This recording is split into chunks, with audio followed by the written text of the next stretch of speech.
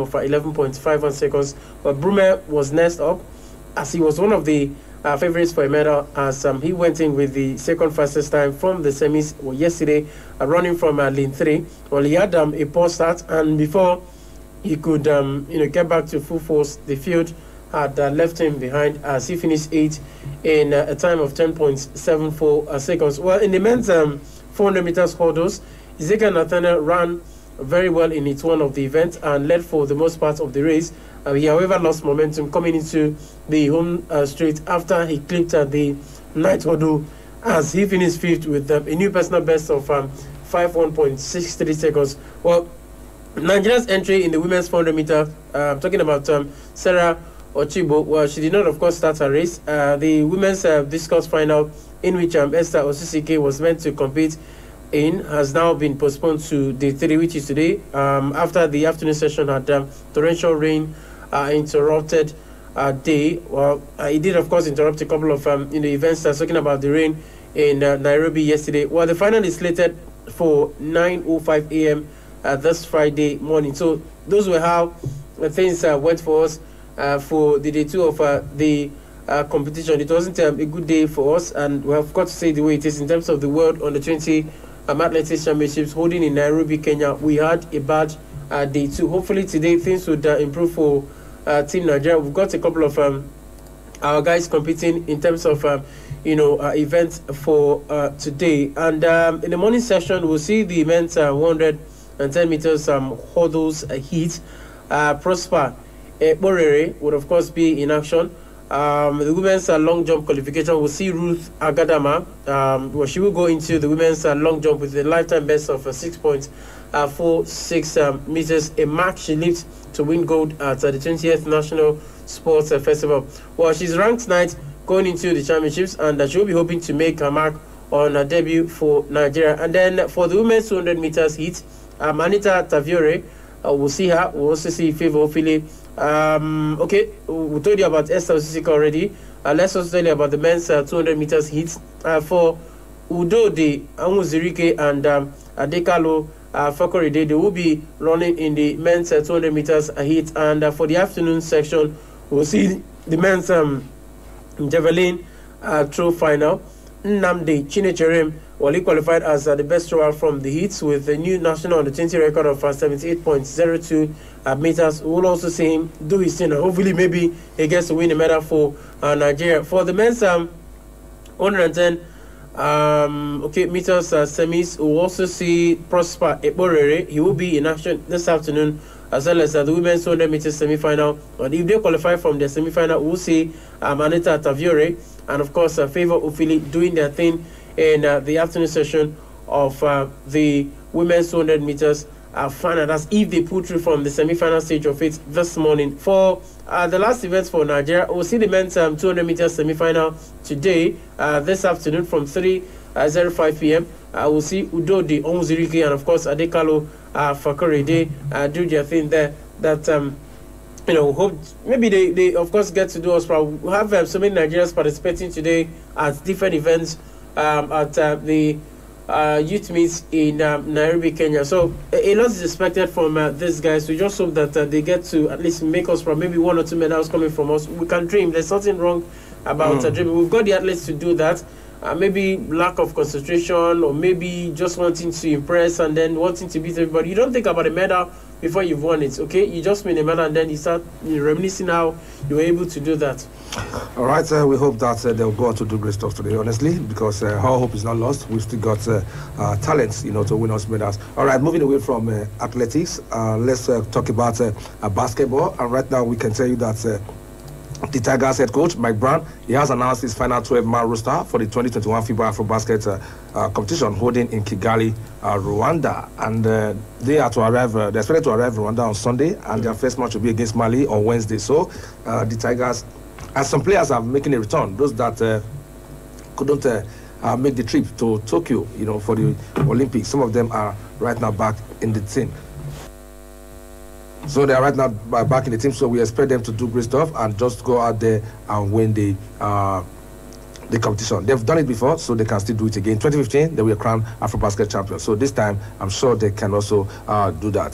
The associate coach, Mike Brown, NBA associate coach too, because he's also a coach with the NBA franchise. He led the team to the just concluded Tokyo Olympic Games, with the team not getting the required result. American coach Alan Major was on Monday announced as the new coach of the team to the championship, and he has over 25 years of experience, as a coach, and was the head coach of the Patriots of Rwanda to the inaugural edition of the BAL, where the team finished in 4th position. So that is how it's going to pan out. But for the team itself, let's quickly take a look at those that are going to do us proud right there in Rwanda. Daniel Utomi, who plays straight with Vichy Clermont in France, will be joined by Ikina Nduba, Emmanuel Omogbo of Apoel BC of Cyprus, and Benjamin Emegolu of Rouen Basket Metropole in France after days of training in the United States of America.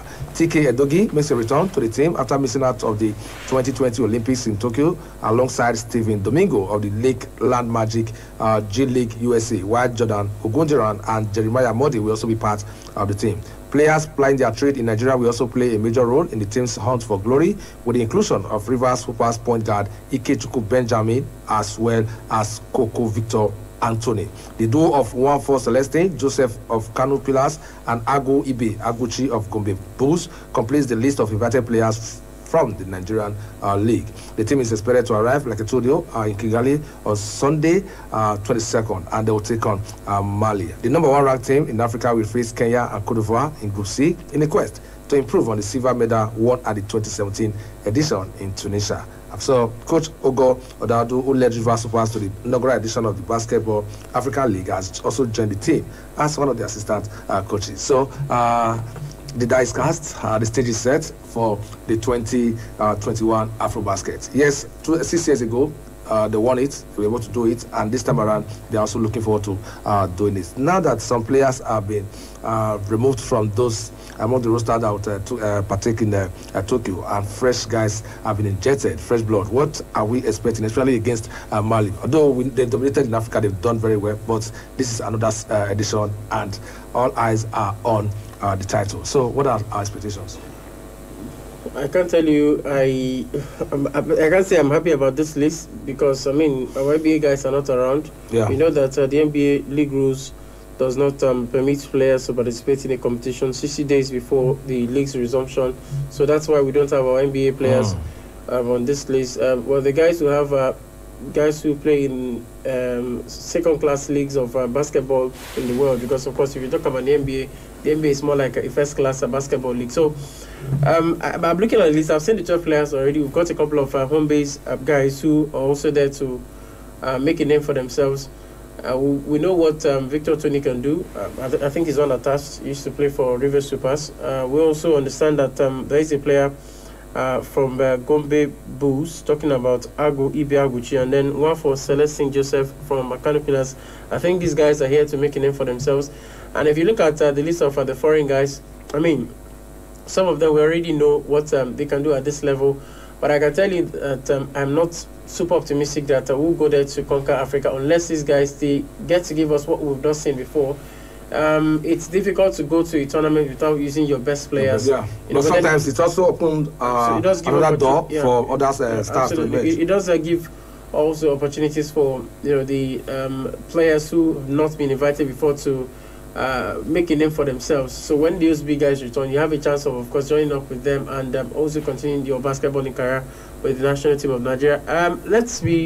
For me, I am not sure or certain to say we are going to go to Kigali, Rwanda to win the AfroBasket. From the list I am seeing here, it's not like the players are not good enough, but then, I'm skeptical about having players who are not up there with the other guys, because we know how it. We also know that for the other teams, they may not necessarily also have their own NBA players in the game. So let's see. Let's just have an open mind about this one and see what Coach Mike Brown is able to do with this team. It's a 12-man roster, so it means that the 12 players will have a chance to prove themselves at the AfroBasket. The least they can do is play 3 matches, and you've got to win those matches to qualify to the next phase of the competition. So it's an open one for the Tigers. Above all, the other teams in our group are tough customers. You talk about Mali, we're going to play them first, and we're also going to play against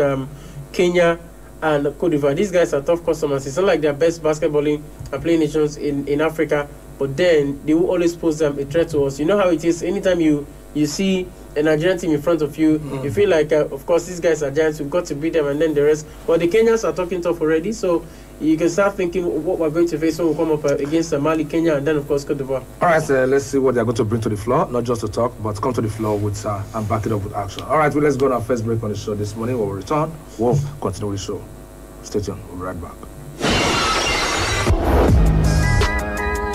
Do you know that following people without their consent is stalking and it's an offense? Don't be an offender. We give our consent for you to follow us on all our social media platforms. On Facebook at KUFM Nigeria, on Instagram at KUFM Nigeria, on Twitter at KUFM Nigeria. Check out the latest pictures and videos and catch breaking news, entertainment gist, trending issues and happenings on social media by following us at KUFM Nigeria across the various platforms. KUFM, turn on excitement. Uncle Dentist, wetin be cavities and how Colgate take dey protect my teeth from cavities? Shey dey use comfort? No dear, na hole for teeth dey cause most tooth pains wey be cavity. But if you use Colgate Maximum Cavity Protection take brush every day, the confirmed formula go help keep natural calcium inside our teeth wey go protect them from tooth decay. Time don reach to upgrade to the world chosen toothpaste Colgate, because Colgate locks calcium in. Keep cavities out! And the Nigerian Dental Association, they recommend Colgate. The big leagues are back, and DSTV is the only place you can watch it all. Enjoy live matches weekly from the best leagues in the world. We're talking the Premier League, La Liga, Serie A, the Champions League, not to mention the return of the Europa League. That's Salah, Kane, Haaland, Bruno, Lukaku, Suarez, Messi, and CR7. Oh my goodness! All week, every week. You're just lost for words! Nothing beats the unbeatable football on DSTV. Honey? Yes, dear. I'm tired of the poor power situation. Every time I stock the fridge, I come back to spoiled food. I think it's about time we go solar. How? With Vertical Solar, we can have all our appliances and electronics powered by solar, and they allow us to pay small. We can pay installmentally with as low as 36,000 naira monthly, spread across 12 months. Tell me more. I know you like the idea of paying small. Vertical Solar range of products can power all household devices, including air conditioners and water pumps. What are the benefits of solar power? We are talking uninterrupted power supply, no monthly electricity bill, no more spending on generator, and no more generator noise. I see. But how can I locate Vertical Solar? Head now to 28 Country Home Metal Road off Ajib Junction, Sapele Road, Benin City, or Blossom Mall beside Stop to Shop stores, DBS Road, Asaba. Or you can call them on 0816-170-1105 or 0703-623-4843. You can also send them an email on info@verticalsolar.com.ng. Vertical Solar, your lifetime power partners.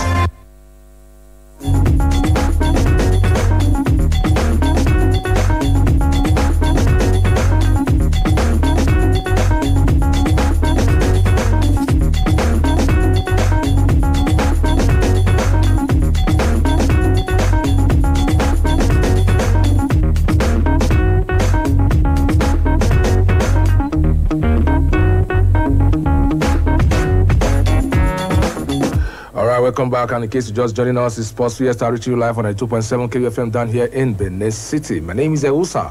I became the Sports Maestro. I'm still in the building with CJ, the Maestro. All right, before we went to the break, we told you what happened yesterday in Nairobi, Kenya, as the Under-20 World Athletics Championship is currently going on in that country. Where for Team Nigeria, God bless Brume and others failed to win medals. But today, the tournament continues, and we hope that they're able to make us proud today by getting their hands on some of the medals. All right, we also told you what to expect from the AfroBasket tournament that will take place in Kigali, Rwanda, as the 12-man roster for Nigeria's the Tigers has been released by head coach Mike Brown. All right, now let's go talk talked about football, and let's look at the draws that were, that was held a few days ago about the African Cup of Nations coming up next year, as Nigeria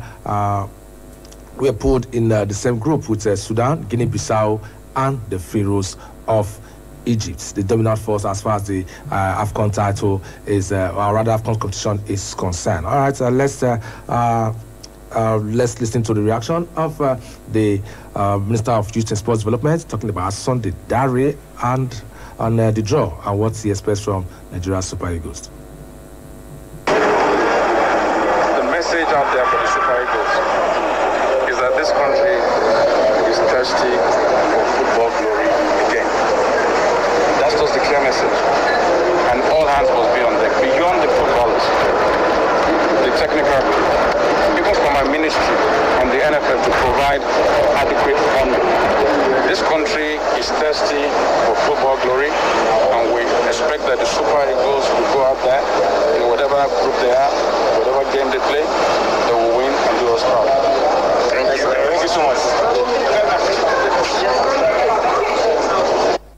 All right, that's what he said about the Super Eagles. Said they are to go there and to win and to conquer at the end of the day. So he's really, really confident about the Super Eagles, and he has just sent this message to the team. That's all they need to do, is to go out there and conquer. He also talked about athletes' welfare and others, and also talking about the money that was given to the likes of S.C. Brumen and Blessing of Borodudu, and he also had other words for athletics as a whole. Let's take a listen as well. And this is in your hands. How do you see this? I think it's, for me, I'm really proud to identify with the athletes here, especially several months after Edo 2020. We see states still celebrating and rewarding the athletes. We've seen it in Plateau, we've seen it in Edo, we've seen it in Delta, we've seen it in Bayelsa. That is the kind of regime we want. A dispensation in which governors and people in power appreciate and support our athletes. And I'm happy to be here to identify with them, because see the excitement. These are young ones. The future of our sports development is in the hands of these young ones. When will Nigerian athletes that won medals for the country at the Olympics, when will they be rewarded?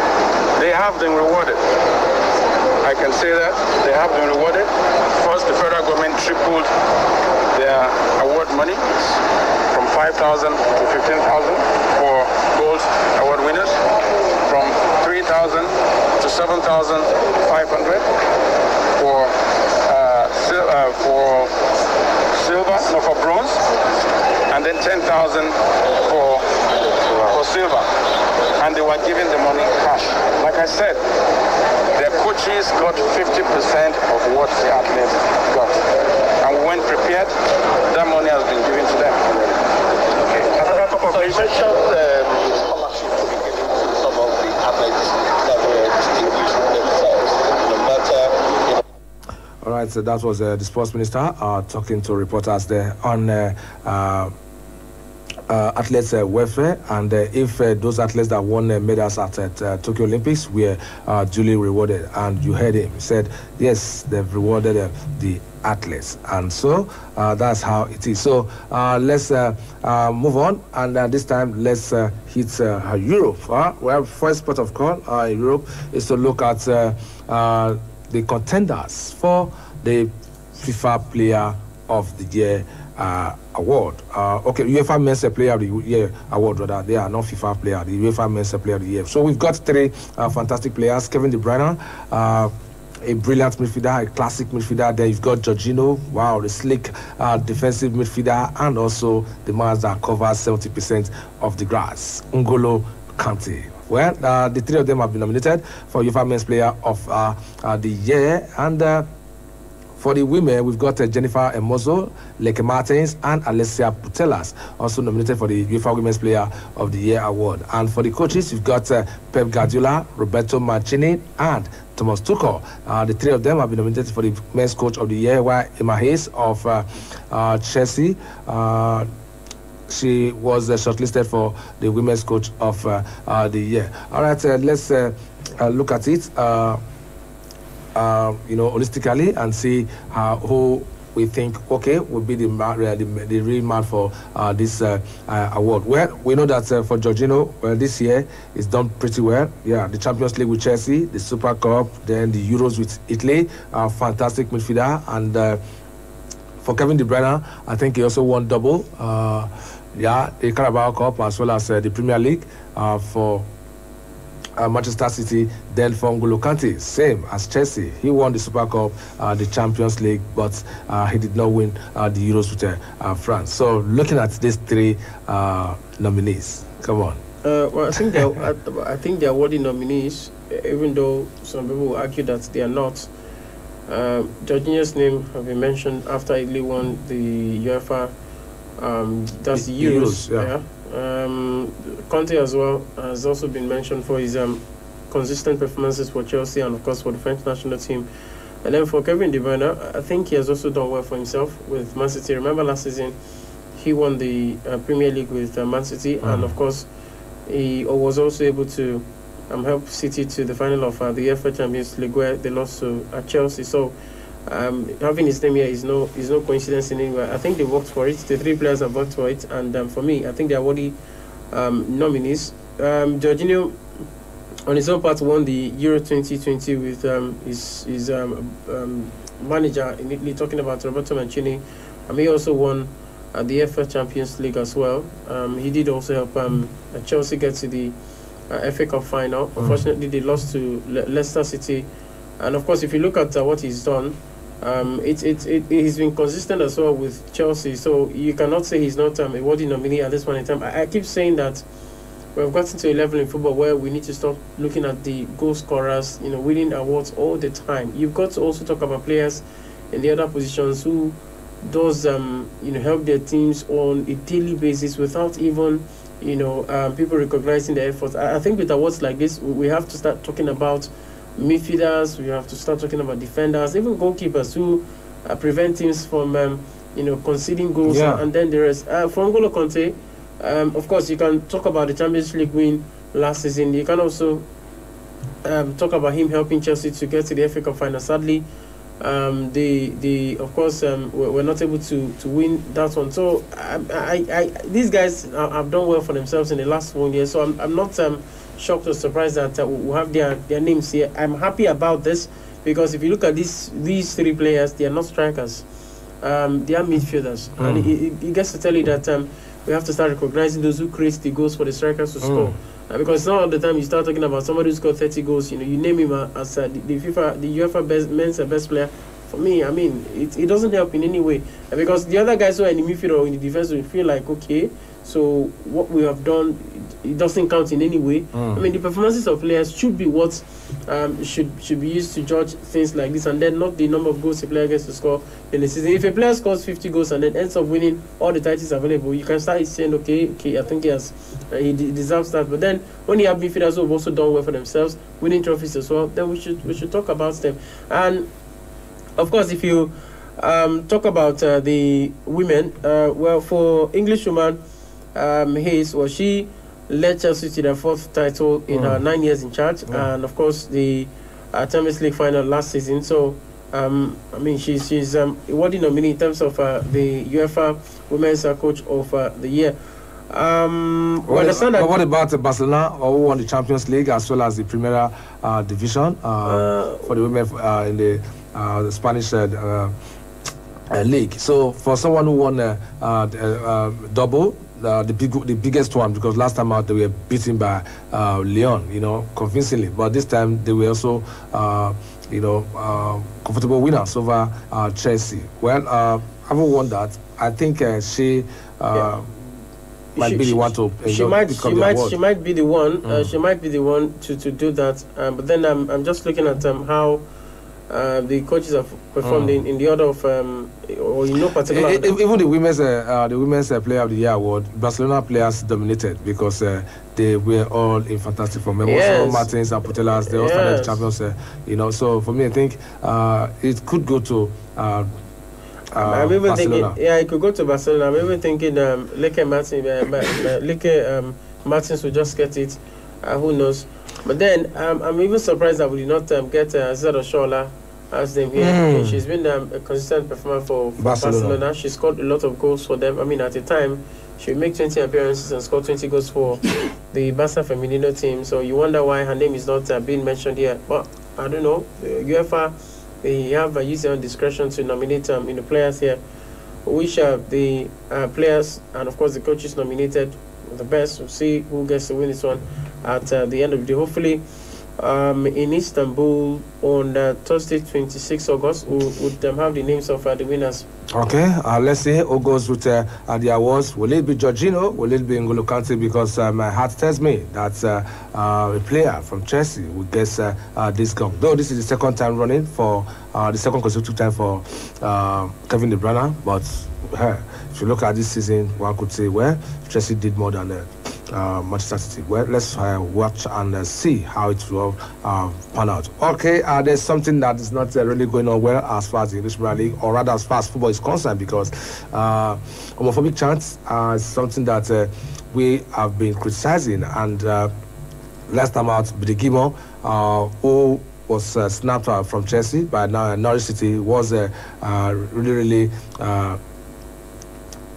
targeted. He was, abused. He wasn't a beautiful one for him because the homophobic chanting. And this time, Jurgen Klopp, the manager of Liverpool, has come out to say fans should stop homophobic chanting. He said, "I don't want to hear it anymore." That is what Jurgen Klopp is telling Liverpool fans right now, because to me, it is not really nice. Even Willock is also, thinking of leaving the social media platforms and all that because of the racist attacks and all that, abuse and all that, on him and all. So for me, I think it's really bad. For Jurgen Klopp, he has urged the fans to put an end to homophobic chanting. He has told them, "I don't want to hear it anymore." Because of what happened to Chelsea midfielder Billy Gilmour, who was on loan at Chelsea. He was targeted with chants of Chelsea rent boy by some fans of that is disgusting. That's bad. Yeah. I mean, it's I like Liverpool as a football club, but that's you are not allowed to do. As a football fan, you come into a stadium, you want to sing about a player.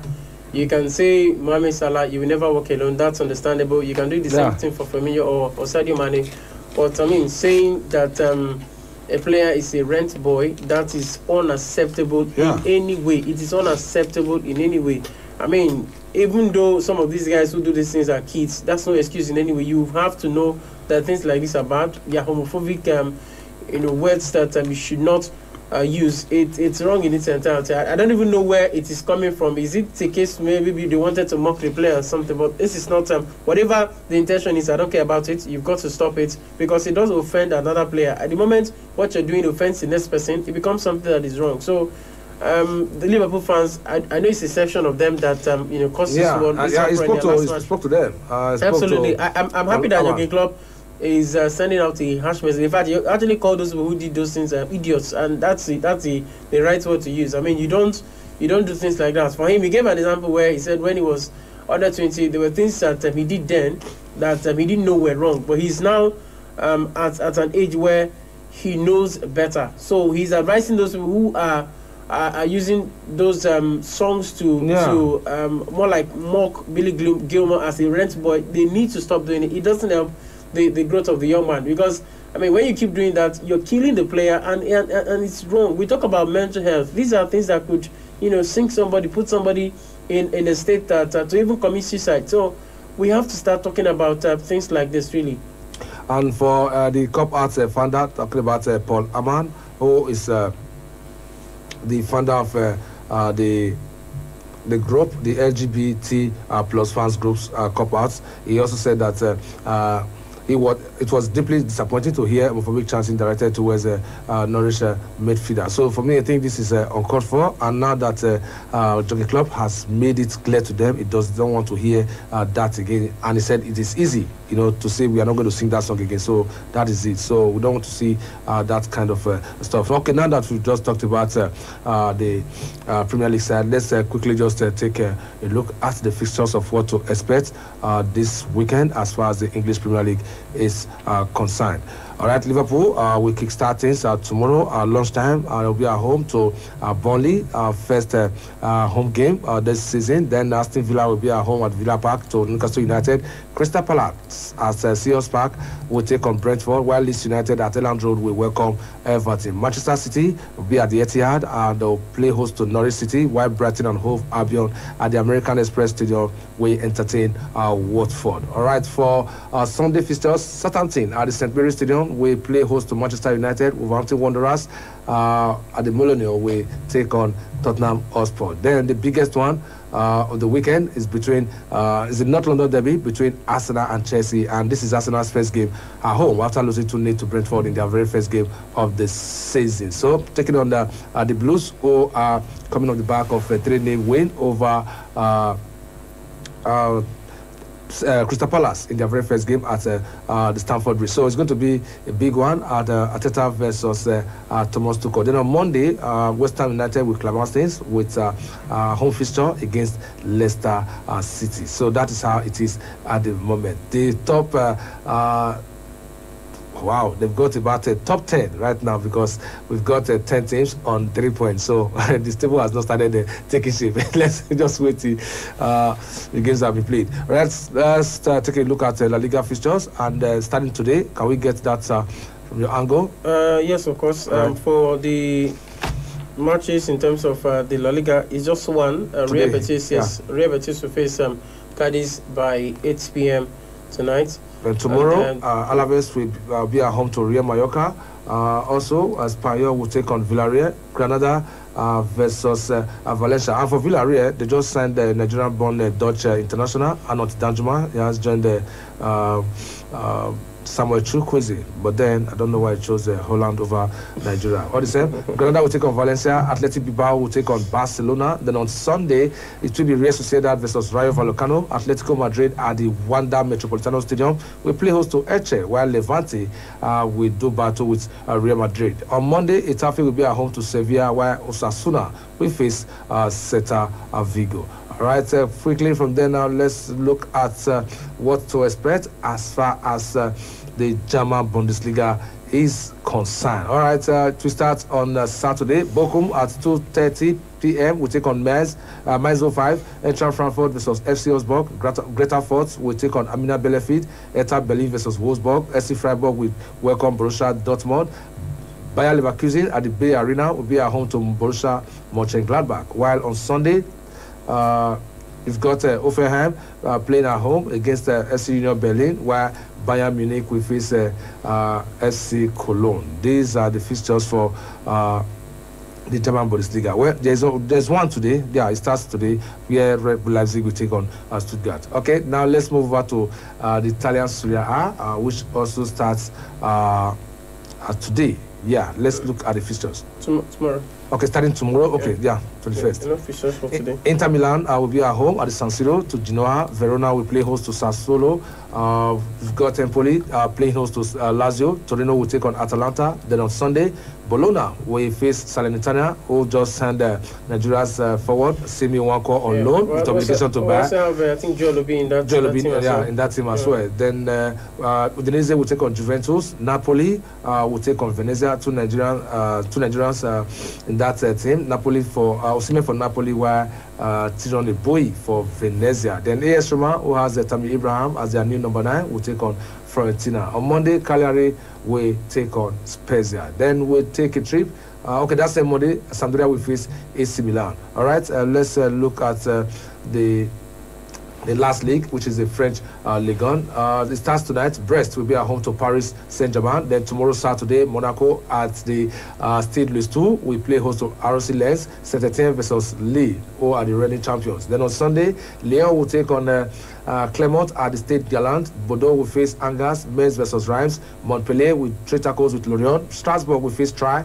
Rennes will take on Nantes, while Nice will face Marseille. All right, that is what we've got for you as far as the fixtures of the 5 major leagues are concerned. All right, so now let's quickly talk boxing. Well, David Haye says that Anthony Joshua will unleash devastating power on Alexander Usyk, who could be knocked out by a jab. Remember, David Haye managed Derek Chisora before, and Chisora fought against Alexander Usyk. It was a unanimous decision that the Ukrainian won, but this time, the Ukrainian is going to face Anthony Joshua in the WBO title fight. And remember that all Joshua's titles are going to be on the line, on that day. But these two guys, they've been training, they've been preparing for this bout. But David Haye, who was once the champion in both the cruiserweight and the heavyweight, has reacted to that fight, and he said, Anthony Joshua, he said, I'll tell you exactly what punch is going to be. A jab, right hand, and then a straight jab again. The jab will knock out Usyk. Well, I don't know. I mean, it's a boxer, and easier said than done. Yeah. Well, the good thing is that it's not Anthony Joshua. If it's Anthony Joshua that's saying something like that, I will be worried. I mean, because you want to do the business in the ring, and not do the talking, and then you get beaten. Well, I like the angle he's coming from. It's exciting to hear things like this from a neutral. Yeah, absolutely. Because when you hear things like this from the state actors, it means that well, because sometimes when they talk about this, they just go in there and then the first punch or in the first round they are well beaten.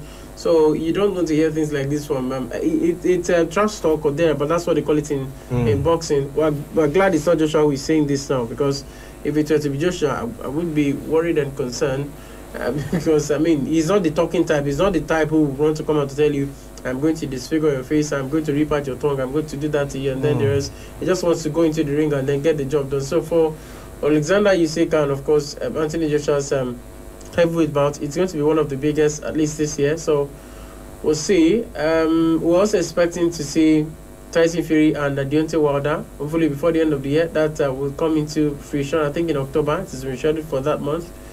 So we'll get to see another big one.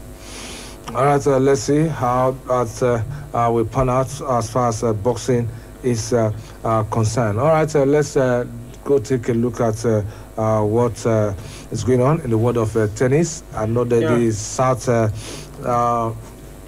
the Western and the Southern Open are going on right now. I know that Andy Murray has been knocked out. But let's take a look at the results of the matches that we played yesterday. All right, so let's get some selected results. Dani Medvedev, he beat Grigor Dimitrov 6-3, 6-3 for John Isner.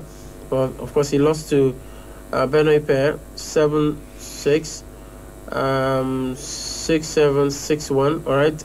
Let's also tell you that for Wesley Koolhof, I think this one is for the double. Okay, let's just leave this one there. All right. So that's that. Okay. Let's also talk about Andrei Rublev. Andrei Rublev beat Guy Monfils 7-6, 7-6. Robert Hugas lost to Pablo Correa Busta 7-6, 7-6. Guido Pella lost to Alexander Zverev 6-2, 6-3. For Casper Ruud, he beat Diego Schwartzman 6-4, 6-3. And then let's also see if we can get you more results. Well, Stefanos Tsitsipas, he beat Lorenzo Sonego 5-7, 6-3, 6-4. While for Matteo Berrettini, he lost to Felix Auger-Aliassime 6-4, 6-3. For the WTA, still talking about the Western and Southern Open, Angelique Kerber, she of course beat Jelena Ostapenko 4-6, 6-2, 7-5. Ashley Barty beat Victoria Azarenka 6-love, 6-2. Barbara Krejcikova, she won 2 sets as she beat Gavin Muguruza 6-1, 6-7, and of course 6-2. For Petra Kvitova, she also beat Ons Jabeur 6-1, 6-2. Karolina Pliskova beat Jessica Pegula 6-4, 7-6. Let's see. Can we get you more updates? Yes, we can. Jill Teisman beat Naomi Osaka 6-3, 6-3, and of course 6-3. That's Naomi Osaka won the first set and then lost the other 2 sets. For Elena Rybakina, she beat Paolo Badosa 6-2, 7-6. Karolina Muchova also lost to Belinda Bencic 7-6. Okay, this match is still ongoing. That's Karina. Okay, the match has actually ended. Talking about, I think Belinda Bencic. Okay, that's Karina Muchova retired from this one. She was losing 7-5 and of course 2-1, and then she of course had to retire probably because of her injury. And that's the match coming from the Western and Southern Open. All right, let's take a look at the transfer news, where we can confirm to you now right now that Arsenal, they've completed this permanent signing of midfielder Martin Odegaard from Real Madrid for a fee in the region of £30 million. The 22-year-old Norway international spent the second half of last season on loan at the Emirates. He made 20 appearances for the Gunners and scored 2 goals in all competitions. So he joins Ben White, Abat Sambi, Lokonga, and Nuno Tavares as Arsenal signings this season. So 4 for now. But Aaron Ramsey, the goalkeeper, was also having his medical yesterday. He's also completed that. He's also set to put a pen to paper for Arsenal. Okay. I think before we take a look at the messages, we had so many matches yesterday in the Europa League and the Conference League. So many. But for Tottenham Hotspur, they were beaten. And but for AS Roma, they started with a win with Jose Mourinho. Maybe we can even run through the results. Yeah, let's go through the results. Okay, so for the Europa Conference League qualifying round, Shakhtar Karaganda, they lost to Maccabi Tel Aviv 2-1. FC Flora Tallinn beat Shamrock Rovers 4-2. Kos Kuopio lost at home to FC Union Berlin 4-0. We saw Taiwanese getting a brace in this game and also having an assist as well for his team, Union Berlin. Karabakh FK beat Aberdeen 1-0. Rako Czestochowa beat AA against 1-0. FC Victoria Plzen also beat CSK Sofia 2-0. Hapoel Beersheva played out his 0-0 draw with an assist from Augusta. Linz Ask played a 1-1 draw against St. Johnstone. Neftchi Baku played a 3-3 draw with Maccabi Haifa. For Riga FC, they also played a 1-1 draw with Lakon Red Imps. For VMFD Zalgiris, they played a 2-2 draw with Bodo Glimt. Basel versus Amabi IF ended 3-1 in favor of Basel. For CS Fola Esch, they lost at home to Karat Almaty 4-1. Trabzonspor were beaten at home by AS Roma 2-1. So Mourinho's official first game in charge of AS Roma, he has won it. Anderlecht played a 3-3 draw with Vitesse. For FK Dublin, they trust MSK Zelina 5-1. Feyenoord also trust IF Esbjerg 5-0. PAOK Salonika played a 1-1 draw with Rijeka. Rein beat Rosenborg 2-0. Sivasspor 1. FC Copenhagen 2. Pacos de Ferreira beat Tottenham surprisingly 1-0. That happened away from home for Tottenham. And then for Santa Clara, they also beat Partizan Belgrade 2-1. There's also the Europa League qualifying results. Omena Nicosia trust Antwerp 4-2. Randers FC played a 1-1 draw with Galatasaray. Slavia Prague played a 2-2 draw with Liga Warsaw. For NS Mura, they lost at home to Storm Graz 3-1. Fenerbahce beat HJK Helsinki 1-0. Olympiacos FC 3, SK Slovan Bratislava 0. For Rangers, they picked Alaskat FC 1-0. 10-man Rangers doing the lost job there. And then for Rapid Vienna, they trust FC Zorya Luhansk 3-0. So that's the results coming from the Europa League qualifying. All right, let's take the messages. Okay, so let's see if we can grab some messages this morning. Let's see if we have some of them to accommodate. Okay, this one is just coming in. It says Arsenal will beat Chelsea on Sunday. Priye Dinho Okoro. What is that? Priye Dinho. I hope that's your Nigerian name. Alright, for Ogacha. Okay. This is for the morning people. That's the wake up people. It's not for us in any way. Hello, good morning, Oga Yosa and CJ. I really hope Lionel Messi can feature in today's match, making his debut for PSG. Also, please, is Real Madrid playing at home this weekend? And if so, is it to be at the Santiago Bernabeu? Thanks, Hassan Texan from University of Benin in the Bowl. He's actually asking if Real Madrid are playing at home this weekend. I'm not so sure about no, they're playing away against Levante. Okay, yeah, so they're playing away from home. Hassan, hope you're listening. Real Madrid are playing away from home this weekend. All right, let's see. Can we get more messages here? Okay, this one, what does it say? Okay, good morning, sports lords. Is Nigeria not participating in the Paralympic events? Isaac from Benin. Yes, we are participating. They are in fact, participating. Our team is there. Our team is there in Japan. Japan right now. Yes, we've arrived Japan for the competition. Don't worry, when the event starts proper, we'll get him update on that. Okay, all right. Okay, so that's it. Yeah, all right, we hope that Team Nigeria, although they have always done very well as far as the Paralympics is concerned, let's hope that they go on there to do great stuff. Let's just take a look at some of the transfer gossip making the round. England midfielder Jesse Lingard, who is 28, is ready to leave Manchester United before the transfer window closes, unless he believes he is going to play regularly for Ole Gunnar Solskjaer's team this season. Liverpool are preparing a new contract offer for Egypt forward Mohamed Salah, who is 29, which could be the most expensive in the club's history. For Sheffield United, they are interested in signing Manchester United and Ivory Coast winger Amad Diallo, who is 19, on loan. Poland striker Robert Lewandowski is ready to seek a new challenge away from Bayern Munich. The 32-year-old still has 2 years left to run on his contract with the Bundesliga champions. Lewandowski's £100 million price tag may not deter Manchester City making an offer. Meanwhile, the forward's departure would come as a blow to Manchester United's hopes of signing Borussia Dortmund's Norway striker Erling Braut Haaland, who is 21, as he would be Bayern's ideal replacement. Wow, £100 million on Robert Lewandowski. What's the transfer turning into? Although I know he's a prolific striker, though. Manchester City, Portugal midfielder Bernardo Silva, who is 27, does not want to move to Tottenham as part of a deal to sign England striker Harry Kane, who is 28. For Paris Saint-Germain manager Mauricio Pochettino, he says he expects France forward Kylian Mbappe, who is 22, to stay at the club this season, despite speculation linking him with a move to Real Madrid. Chelsea have reportedly had first talks with Monaco midfielder Aurelien Tchouameni. The 21-year-old Frenchman has also been linked with Manchester United over the summer.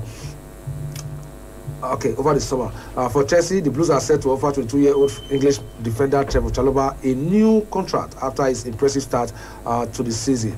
For Pierre-Emerick Aubameyang, is happy to stay at Arsenal beyond the summer transfer window, and Barcelona were said to be interested in signing the Gabon striker, but the 32-year-old wants to fulfill his objective of becoming a Gunners legend. Okay. For Brighton and Hove Albion, they're in talks with Benfica over a £25 million move for Uruguay striker Darwin Núñez, who is 22. Tottenham Hotspur, Leicester City and Wolverhampton Wanderers, they are all interested in signing PSV Eindhoven's 19-year-old English winger Noni Madueke. Manchester United scouts have been spotted in Portugal watching PSV's Champions League qualifying playoff defeat by Benfica at Estadio da Luz. All right, guys, that is the much we can take on the show this morning. But don't worry, when we come in the evening, we're going to make it really beautiful one for you in the evening. We'll give you all the latest happenings as far as sports is concerned. But before we go, you know how we roll. We'll take the final whistle on the show this morning. We haven't decided the squad yet. We will assess whether Messi can be part of it. Everything is positive. There is a good atmosphere in the squad, and he's settled in well and quickly. There is a very good feeling.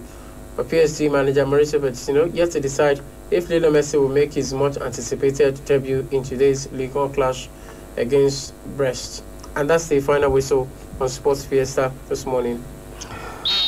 All right, with that, we'll come to the end of the show. But like I told you, we'll be here at 4. And I want to apologize for yesterday for not being able to come on here. It was due to some technical issue and also the thunder stuff and all that. But I hope that you guys understand. But hopefully today, we hope to make it to come here and fulfill our obligations. All right, my name is Egusa Agbekan, the Sports Maestro. I want to say many thanks to my strike partner, CJ the Maestro, and to you all who have been part of this program, and those of you that sent your messages. Okay? Keep a date with us later at 4 this evening. Until then, have a wonderful day ahead, and bye-bye. Trying to